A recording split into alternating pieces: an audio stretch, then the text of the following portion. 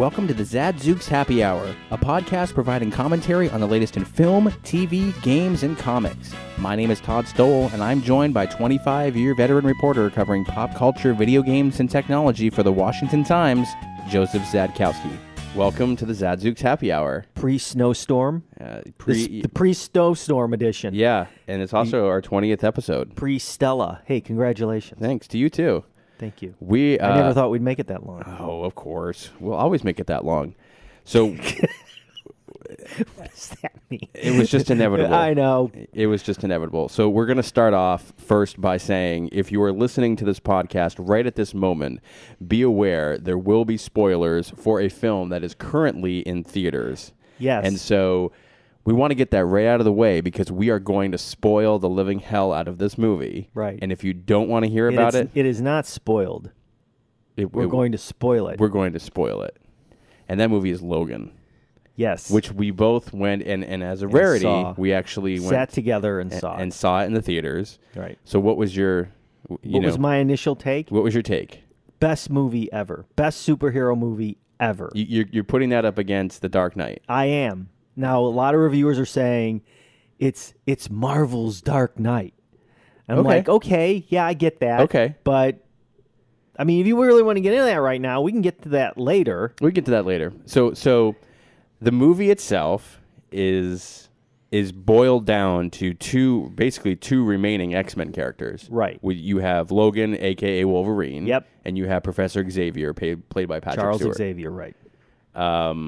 Who also is amazing in this movie.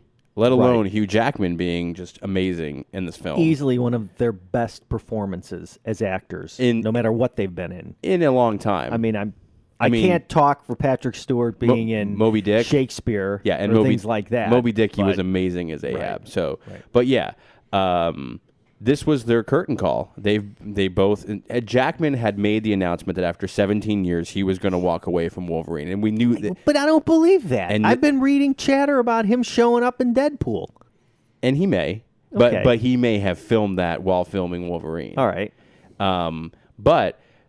There's a story that came out very recently that after, I think, the second previewing, I think it was maybe in Berlin, they were at a screening, and before they went up on stage, Hugh Jackman and Patrick Stewart were together, and Jackman sort of reaches over and pats Stewart on the back, and Stewart looks over at him and sees he's weeping from watching the film.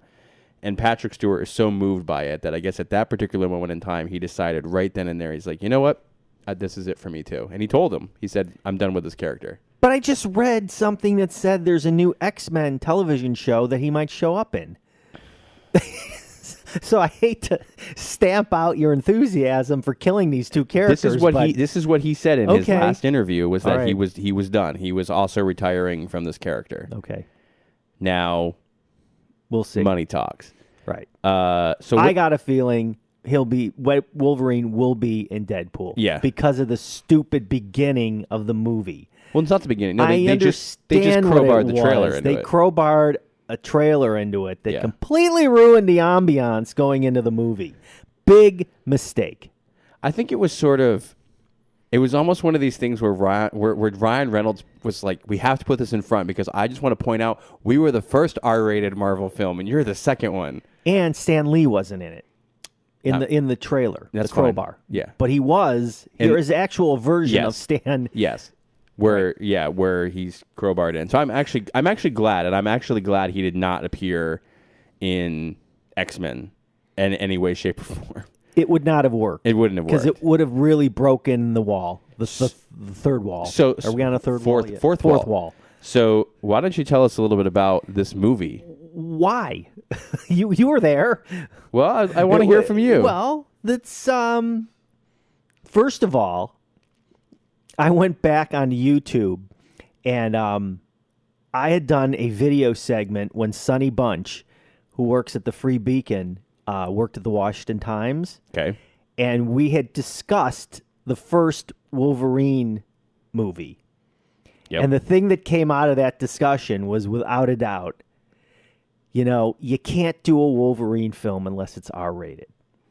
And it was, and now we know why. Yeah. Oh, man. 5 minutes in the movie, it sets the tone for that movie as to why this guy is the most dangerous mutant around. Did I just win something?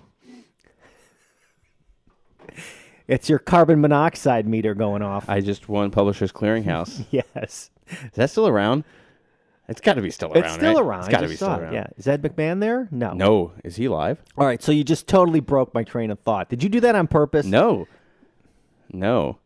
So anyhow, it was by far the most amazing appearance of obviously Wolverine in cinema. yes. Period. So this movie takes place in 2029, That's right. and Wolverine is an older, sort of grizzled limo driver. Adamantium is poisoning him. Correct. And he has sent Charles Xavier south of the Mexican border. Right. And he is in an oil. Is it an oil field? I think it's It's a something like pumping field, Right. and he has him inside a toppled down water tower. right. And Professor Xavier is losing his mental faculties, and as a Right. result, has a side effect in which, when he has a seizure, he omits this brainwave, if you will, which causes Right. anyone who is not a mutant to suffocate. Well, yeah, worse than that. Worse than right? that. He can. You don't know what's going to happen. Right. He can actually control time. Right. And they've aged him. He's got liver spots. He's very incoherent. Right. Jackman's character, Wolverine, is trying to keep him medicated and do it in such a way where he's not having these episodes which are causing seizures. And there's another mutant who's kind of like the housekeeper, Right. named Caliban. And he is played by... And I don't know. Come on. I don't know. Come on. From The Office? I don't speak. He's a mutant tracker. He can sniff mutants. He's great. And I'm blanking on his name. So is that why you put me in the corner? Maybe. Okay. Maybe I did. Fine. Okay, now I'm going to fill the air right now. Yep. Anyway, there was a Caliban in X-Men Apocalypse also, but it's a different actor who played him. And Mangold basically said, I hope I'm not butchering his name. How can I butcher that name? Mangold. I don't know why I didn't think of Stephen Merchant.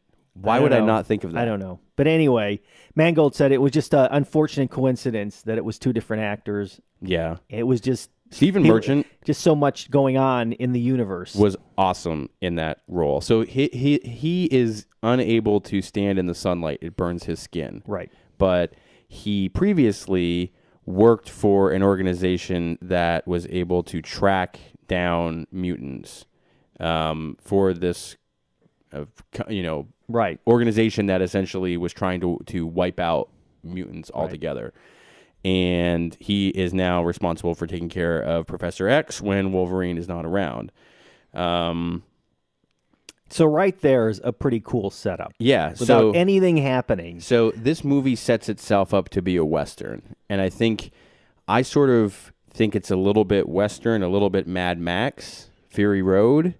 There's some pretty epic car chasing going on. Wolverine's got a Chrysler 300 2029 edition limousine, which is pretty boss and definitely a pretty beefy vehicle.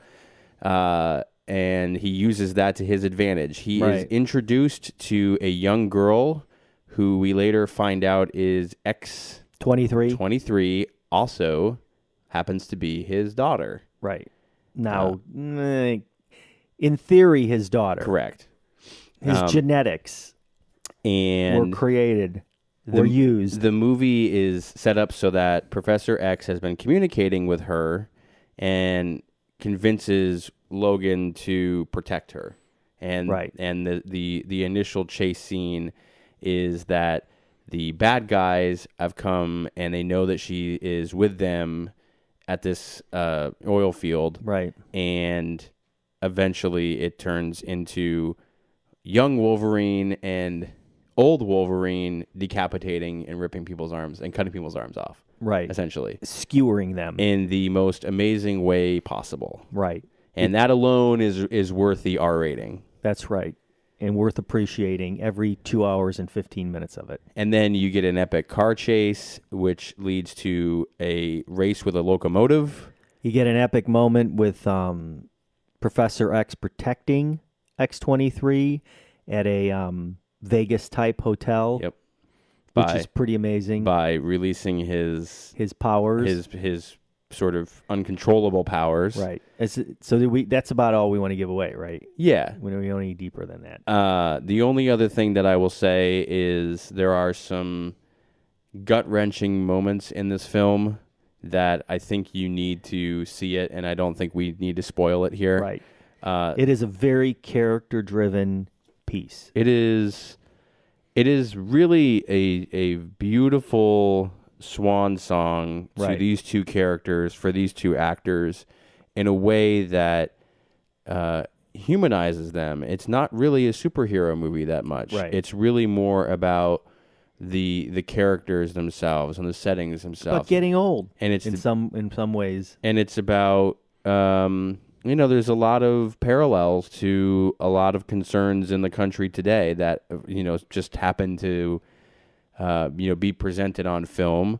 There is the need to escape, and there is a need to cross the border into Canada for survival.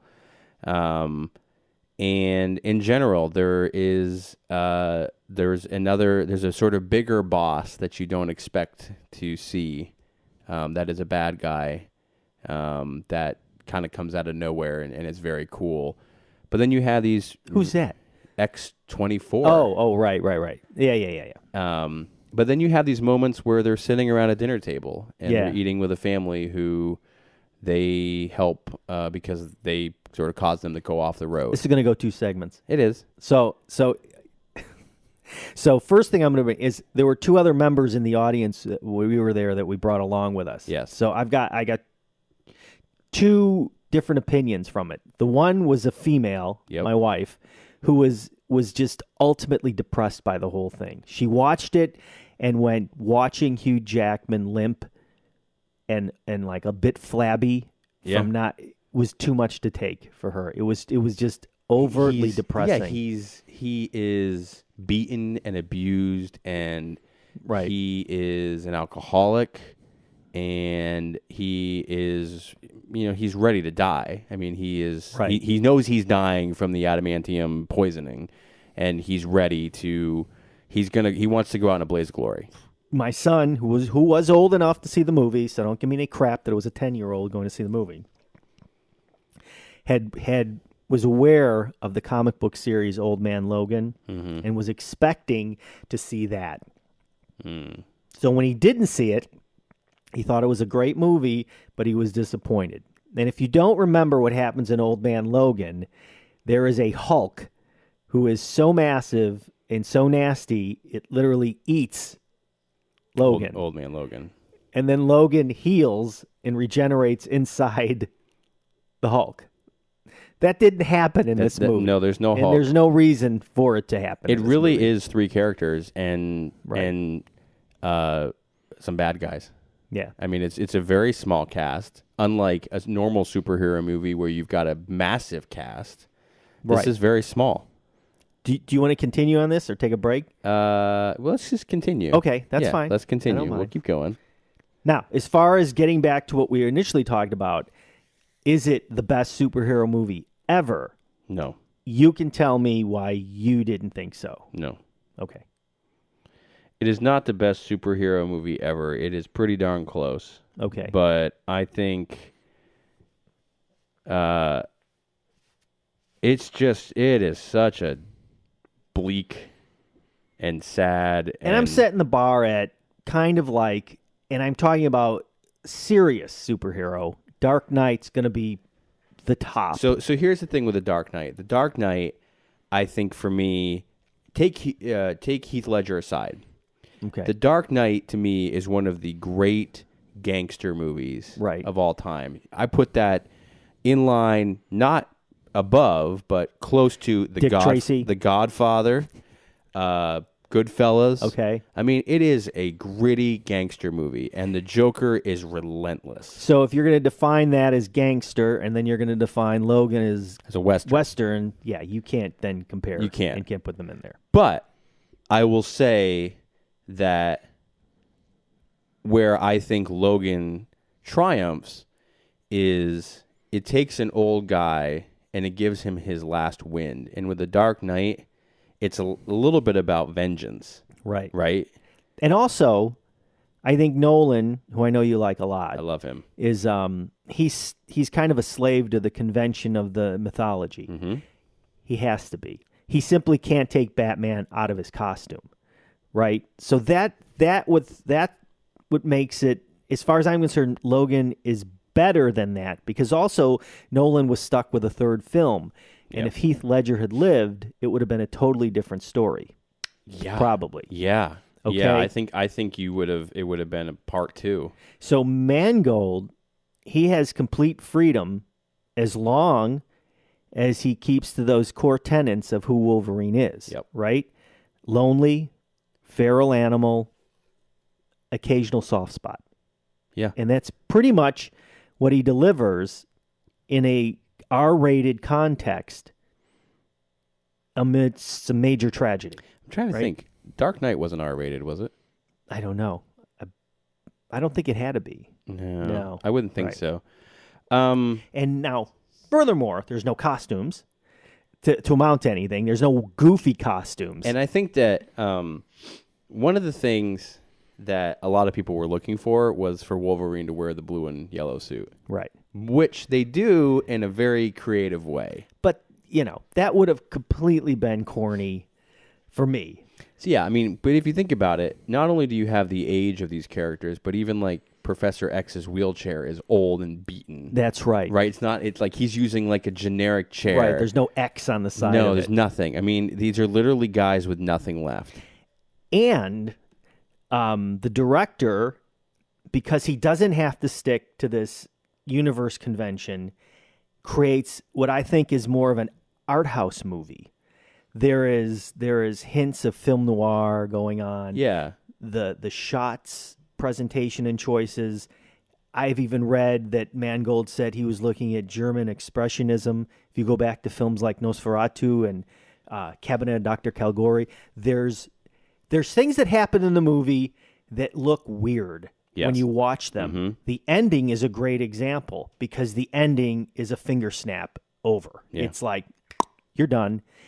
And the other cool thing was there's something that happens to Professor X in the movie that normally would probably play out as a dream sequence, but it's reality. Yeah. So when I watched it, it threw me because I went, oh, well, Wolverine's going to wake up in a sweat and go, oh, my God, boy.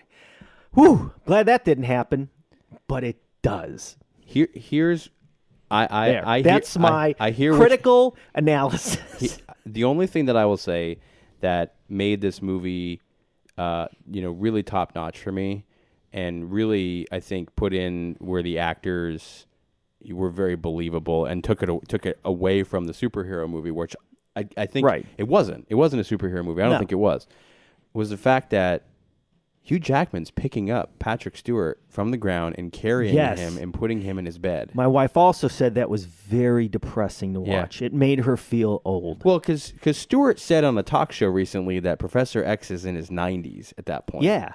He's like 93. Sure. And, obviously he can't walk anyway, but Logan really is his caregiver. As much as they give each other grief, he is trying to, ultimately, he's trying to buy a boat so that they can go on the water, and inevitably succumb to the sea. And Professor could just live out his life, not impacting anyone. Right, exactly. Right, and there's something very poignant and beautiful about that. So, there are the one thing that I thought was actually the moment where I kind of laughed out loud, which was the only time I did in the movie, was when Merchant's character, who had been essentially tortured by being thrown in the sunlight by the bad guys, grabs 2 hand grenades, pulls the pins, drops them, and makes a comment about enjoy the light, fellas. Yeah. And then blows the whole thing up. Yes, that was very cool. And that's a great way for a character to go out. Yep.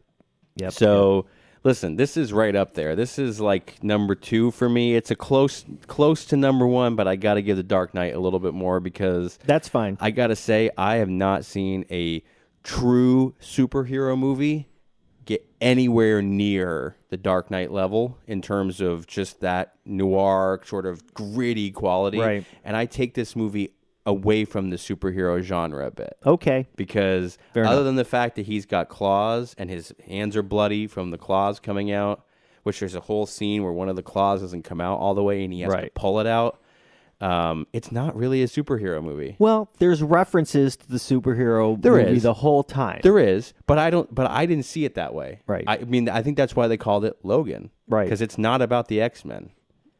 And there are characters actually referencing the comic books. Which was pretty cool. The last thing I want to touch upon on this, and now that you've watched it, they do reference there are comics in the film where they talk about the X-Men. And I got to thinking about it, and they're constantly looking at one comic. And I feel like if you went back and watched it, the things that are on the pages in the comic that they're reading play out in the film. Did you get that too? Yeah, a little bit. I bet if you go back and watch it, what happens in the comic, it parallels the movie. And it's like a hidden Easter egg that you would never catch the first viewing. Right. But so this gets an A+ for me for the year. This gets an A++ for me. Yeah. It's going to be very hard for me to find something this good to watch and sit in a theater and watch. Yeah. So we'll find out, you know. This was our incredibly long segment on Logan. It needed to be. We hope we didn't spoil too much of it. We hope we didn't bore you to death. We definitely didn't spoil it for you. Right. So we'll be back to talk Moana. Yes, more downbeat. Communities Digital News, built by the writers and editors that deliver the news 24 hours a day. Visit comdiginews.com. That's COMMDIGI news.com. And support the next evolution in news. Huh? Wait a minute, you're back? How do you do that? You yell at me for not recording these conversations. But I'm looking up some. All right, well, so we probably should have started with Moana because there's no way to follow what we just did. Sure there is. This is a different genre. This is a Disney movie. This is a very, I think, very good Disney children's movie, animated, of course. And I will preface this by saying that not only did I watch it, but I had 2 boys, ages 9 and 7, who watched it, and I had a 3-year-old girl who watched it. Cool. As well as my wife. So you tell me a little about that experience. So that's interesting. I will say that my boys had reservations about a girl movie. Oh, come on. Even though they've seen Frozen maybe like 50,000 times. Okay. And at the end of it, I think that they were okay with it. I think they thought it was a good movie. It's got some, it's got good action. It's got some monsters, and it's a little pretty cool monsters. It's a little musical, which at times, can be hit or miss. The 3-year-old, however, was not a fan because of the monsters. Really? Yeah, there was a lot of I'm scared by this. Lava monster. The lava monster, when you do think about it, is pretty scary for a 3-year-old. Yeah. And especially just the way that it's depicted. Now, there really isn't anything else to be that scared of in the movie. I mean, Moana's on some boats, right. They're not really boats. They're more like canoes with sails in them. There's an awesome crab. Is that what he is? Yeah. Crab monster? Yeah, crab monster. Who's more funny than scary, I think. So let's talk a little bit about the movie itself. So it is meant to be, I'm trying to think of like where you would consider this taking place. It's Polynesian themed, is what I said. Yeah. South Pacific, Pacific culture. I mean, they're very aware of that. If you watch the featurettes afterwards, there's actually like a 30-minute documentary on Polynesian people and their history. Who are the two main actors in this?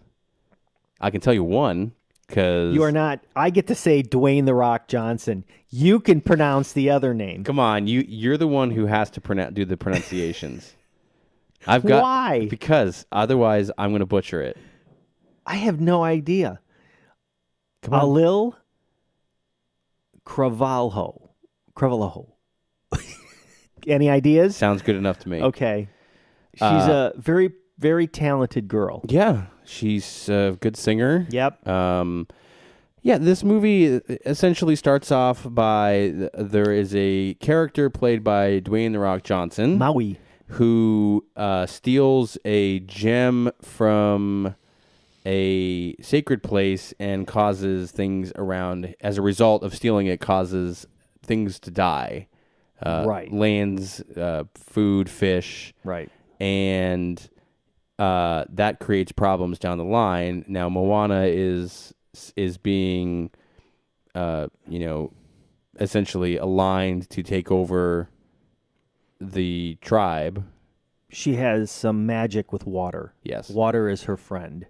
And she is desperate to get out into the open seas, but there is a strict forbiddance of anyone leaving the island going past the barriers. And eventually her grandmother, who is sort of the typical Disney character who tells you to do the exact opposite of what your parents have to say, convinces her to go out into the water and shows her that her people were great explorers at one point, and as a result, she takes one of the boats and goes out onto the water. Right. And tries to hunt down Maui so she can return this stone back to its rightful place and restore what has been dying. Right. Great story. Very, very... Girl empowering. Yeah, it was great. It was a very well done... I think this is clearly a front runner. The animation was stunning. Yeah. I don't know how it looked on your TV, but it was great. It was really good. It was great. The water, exceptional. The best water I've ever seen. But you want to know something? I wonder what this would have looked like in 4K. Well, that's what I would say. Disney will never do it. Without a doubt, my biggest complaint about this movie is it could have looked, and man, it looks great. It looks 3D without being 3D. It's beautifully shot. And beautifully Why done. won't Disney commit to 4K UHD? I haven't really delved into that yet. Because they're waiting so that they can re-release all their archive movies in 4K and generate another huge pile of cash. Which they will. Of course. I give this movie for animation a good solid A. This is a great family movie. Did we all of a sudden start grading films? Because this is the first time you've started throwing letters out. No. I've never thrown a letter out here. Yes, we have. You go back and listen. We do that for all of our movies. I don't have that kind of time. We didn't do it for Masterminds because there was an F for that one. And I don't think it was beyond an F. Yeah. No, this is a great family film. This is one that, again, maybe not for the really young. I would say maybe, just test the will of your kids. If they're not scared by other things, they probably won't be scared by this. But the lava monster is pretty scary. Yep. Extras. The only other thing that I would say that my kids really liked was the I don't know. How about the coconut? The coconut guys, the little tribesmen encased in coconuts. Yes, that was like a Mad Max chase for me. They loved that. They thought that was the greatest thing ever. Excellent. Special features. I told you about the documentary. The only thing else I wanted to mention is I wish they had spent more time talking about how they were animating hair and water because it was so well done. Yep. They tap dance around it for a few minutes and 20 minutes worth of featurettes, but there's always, as usual, a cartoon you could watch beforehand, an animated short. This one's called Inner Workings, and it's really cool, and you should go back and watch it sometime. And there's also one for the youngsters called Gone Fishing, about the difficulty in feeding a demigod, which is pretty cool. Nice. So overall, yes, I'm giving it a letter now that you've pushed us into a corner. Do it. A. Of course. A. So it's an A for children's animation. That's an right. Animated film. Without a doubt. Great. Very nice. Competes well against Pixar. All right, great. That was a short segment. That was a short segment, right to the point. Okay, what are we talking about next when we come back? I think we're just going to touch on Ghost Recon. Yes. And then we'll do a bigger review next week. Do you want to also talk about Nocturnal Animals? Because you saw it. Yeah. Let's do that too. A little bit too. All right, we'll be back. All right, we'll be right back. Communities Digital News, built by the writers and editors that deliver the news 24 hours a day. Visit comdiginews.com. That's COMMDIGI news.com. And support the next evolution in news. Okay, are you ready now? I'm ready now to clear Good. my throat. Okay. Really, why are you massaging your feet? It's I'm not comfortable with that. Okay. I know you pretty well, but well, that's fine. Come on. No high heels either. I'm sorry. Go ahead. You were talking about? Oh, I'm just Not- contemplating the meaning of life. Okay. So we're gonna talk Tom Clancy's Ghost Recon. You don't even know the I name of the can't- game. I always get That's confused. Awesome. Is it, I'm sure they're gonna- Wildlands. Ubisoft's going to be so happy. There's so many Tom Clancy video Yeah. games. So I am not that far into it. We're only going to spend a few minutes on this. First of all, it took about 3 hours to download the game. Oh, it took easily longer than that. I gave up. Yeah, I just well, let I it did it in the middle of the download. day. Yeah. Oh. Yeah, so it's a 43 gigabyte download. Which is pretty massive, and then you also get the expansion pack. Yeah. So you get like a Scooby-Doo bus. Yeah. Which The mystery machine. which was fine. Which was fine for about 30 seconds. You told me it would take about 30 minutes to customize your character, and I actually timed myself. It took about 12. Okay. I spent a lot of time looking. Yeah. Well, I went through everything, too. I went through Yeah. each option. What did you think of my character? You've seen it. He's very dark. Yeah. There's a lot of stuff on the guy. Well, Mine guy is a lean machine. You got to look at my guy when you get a chance. right. A lot of Okay. tattoos. Yeah. T-shirt. Well, mine's got him, too, but he's Yeah, also all wearing covered. he's wearing Kevlar. Okay. I You think that's going to help? Well, I would think that if he They're gets in shot once. Bolivia. I know. Okay. You think this guy's going to sweat a little? Oh, it's all breathable. Oh, okay. It's all breathable. So this is what I know. So there's this big bad guy who is essentially a drug cartel Kingpin. criminal kingpin Yeah. who's taken over Bolivia. Yep. And now 4 guys are tasked with taking it back. Yeah. Four ops. 4 guys and then 1 woman who is sort of an undercover There's op. a rebellion going on. Yes. Right? And you have to... There's a lot going on in this game. I asked the PR guy how many miles is in this game, and he hasn't got back to me yet. But, boy, it is... I don't know what you were doing, but driving takes way too much time Yeah. to get from point A to point B when you're trying to save or bring something back. And the problem is it's like Grand Theft Auto. I wreck and destroy the car man. all the time. I am sure as we get into the game, there's jump points where you can easily travel from one place to another. Yeah. But right off the bat, it took, I mean, I had to drive up a hill and it took 20 minutes at least to get back to where I needed to be. Oh, you know what I did? I actually found that if you just go really slow and you go over embankments and you like go down into a valley, you Yeah. can cut a lot of time. Oh my God. Uh, It's an open world game. The characters are portrayed third person. Yep. So you can see what's going on. And it's 4-player cooperative. That's how they really want you to play it. Right. But you can get away with whatever because the other characters will be computer controlled if you just do it yourself or whatever you want to play. Yep. Have you gotten to the point where you tell your characters to attack? Yes. Okay, that's pretty cool. But it's not as cool as because if you don't, they don't.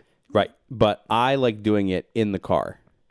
So you just like So I'm in the car. You doing drive-bys I tell them climb out of the windows and blow everyone away, and I drive around compounds Until they're done. Until they're done mowing people Well, down. that's a good strategy. It's awesome. See, what I do is I use the drones, and I send a drone up, and I tag every enemy in the compound. Okay. And then I sneak in, and then I tell my guys to attack. Okay. And they all go after them, Yeah. See, I which don't, works pretty well, yeah. too. The only thing that I found frustrating is that after collecting one of the guys that's needed from the Resistance in the very beginning, I took a helicopter, and man, I had a hard time flying that thing. Did you crash? No, I landed it. It's just, it took a really long time to get from takeoff to landing. I couldn't seem to get it to go forward without losing a ton of altitude. And I could never keep it didn't seem like a natural way to fly a helicopter like you would in other games. So I spent a lot of time in the air, just kind of hovering and very slowly creeping towards the destination of letting this guy go. Graphics are amazing. Yes. Lots of things to go around and pick up, new weaponry. Oh, we Tons. go into that deep next week. I mean, there's just tons of it. I can't wait to get a parachute because there's so many places to jump off. Yeah. It's going to be fun. And then you and I are going to try to do co-op. We're going to do some co-op this week and see how that works out. I think Tuesday is going to be a good day since no one's going to be working. It'll be a snowstorm, right. So we'll get back with more info on that, but so far looking pretty good. It's a good Tom Clancy movie. It's a good game, but there's a lot to it. You could spend days and days and days. And it's going to depend ultimately on what genre of game you like in this open world stuff. Yes. Because this one is definitely warrior themed, drug cartel themed, criminal themed. It's urban warfare. Urban warfare themed. Yeah. There's no fantasy element here. Yep. Okay, great. We're going to do one more short segment on nocturnal animals, and then we'll close this one out. We'll be back. Communities Digital News, built by the writers and editors that deliver the news 24 hours a day. Visit comdiginews.com. That's COMMDIGI news.com. And support the next evolution in news. Okay, we're going to quickly do Nocturnal Animals, which has been out for a while, but we finally got around to both getting a chance to catch up and watch it. What were your impressions? What'd you think? It was okay. I could not consider it. It's so unconventional that it wasn't.